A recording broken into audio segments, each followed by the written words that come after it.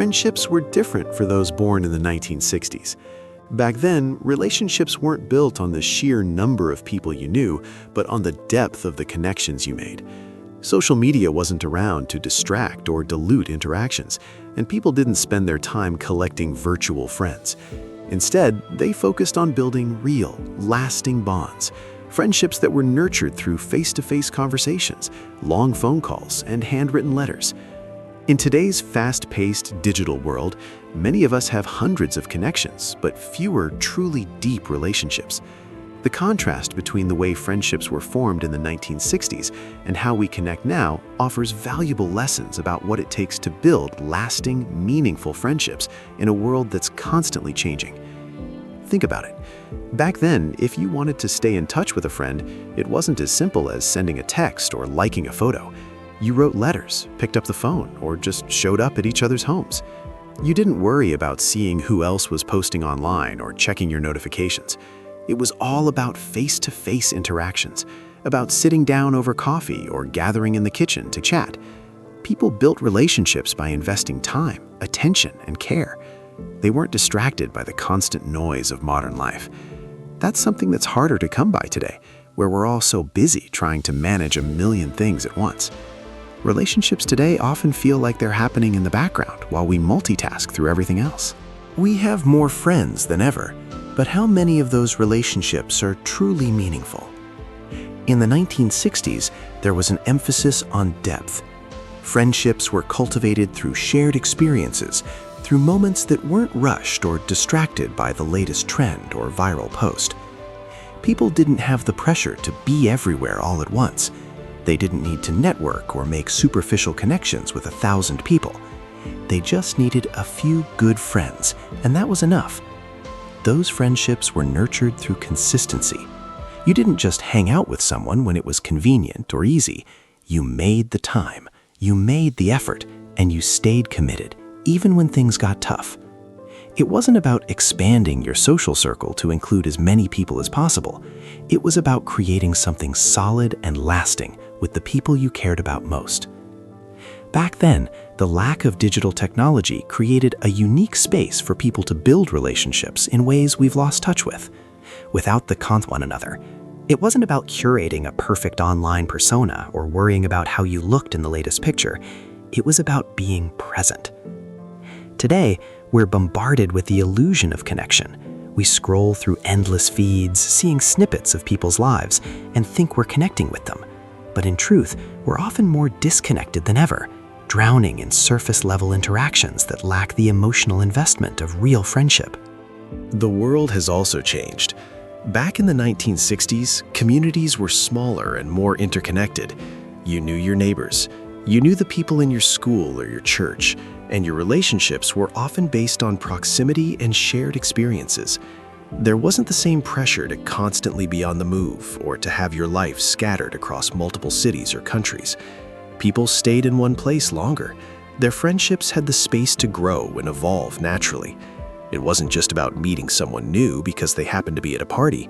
It was about growing with the people around you, facing life's challenges together, and watching each other change over the years. Today, we live in a much more mobile world.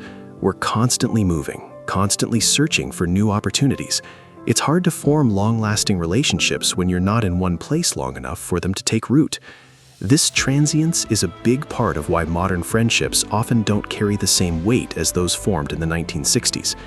But even beyond location, there's the matter of emotional investment. People born in the 1960s were raised in a world where friendships weren't so easily disposable. They didn't have the option to just unfollow someone when they had a disagreement.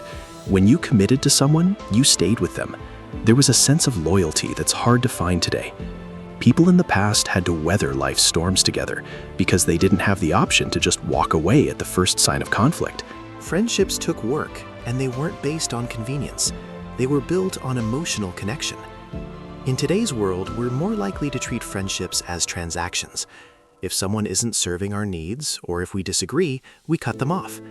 It's easier than ever to walk away from a relationship, especially when you can do so with just a click. But when relationships become so easy to start and end, they lose some of their meaning. The emotional richness of friendships from the 1960s is something we can't overlook. Back then, people weren't just hanging out for the sake of passing time. They were building relationships that meant something deep.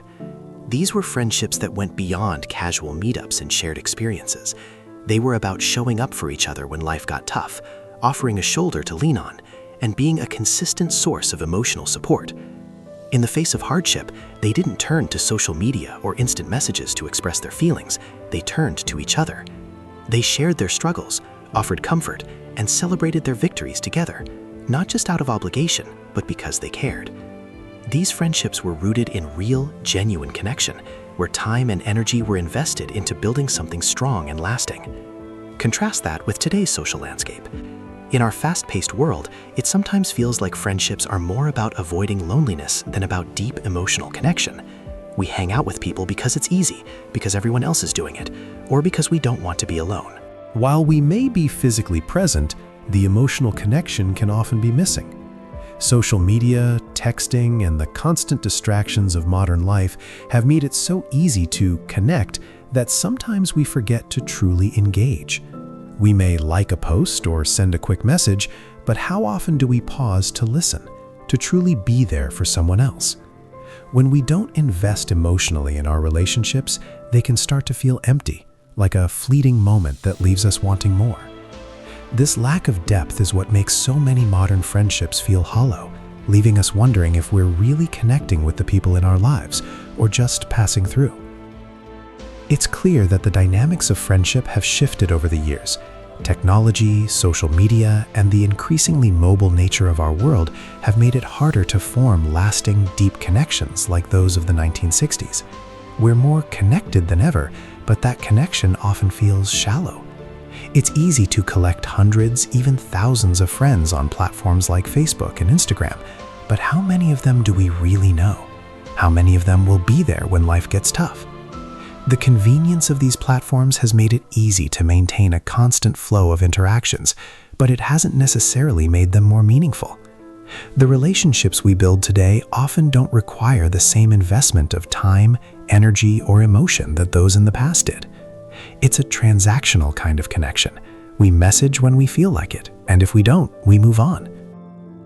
But here's the thing, it's not all doom and gloom. There's hope for those of us living in this digital age. We don't have to accept the notion that friendships must be shallow or fleeting. We can still choose to prioritize quality over quantity in the relationships we build. The secret lies in being intentional. Just because the world around us is moving faster and becoming more connected doesn't mean we have to follow that trend. We can take a step back and remember what truly matters in a friendship: trust, loyalty, emotional depth. We don't need to have hundreds of friends or acquaintances to feel fulfilled. We just need the right ones. By focusing on those people who genuinely add value to our lives, we can cultivate relationships that offer true emotional support. We can be present, not just physically, but emotionally, and nurture those relationships with time, effort, and care. It's easy to get caught up in the idea that we need a vast network of friends to be happy or successful. But when we look at the friendships of those born in the 1960s, we see a different picture. The power of fewer, stronger friendships is something we can all embrace. It's not about having a wide circle.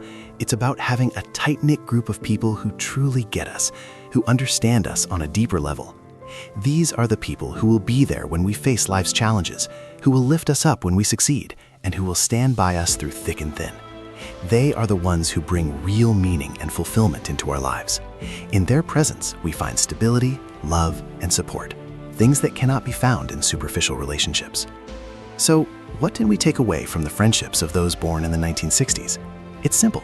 We can start by investing in the relationships that matter most. We can let go of the need for fleeting connections and focus on creating friendships that last. This means putting effort into the people who truly add value to our lives, showing up for them, and building something deep. By doing this, we can create a life filled with friendships that offer the kind of emotional richness and support we all need to thrive. It's not about how many friends we have, it's about how meaningful those friendships are. And in that pursuit, we can find a depth and fulfillment that is rare in today's fast-paced digital world. The friendships that stand the test of time aren't the ones with the most followers, but the ones built on trust, loyalty, and emotional investment.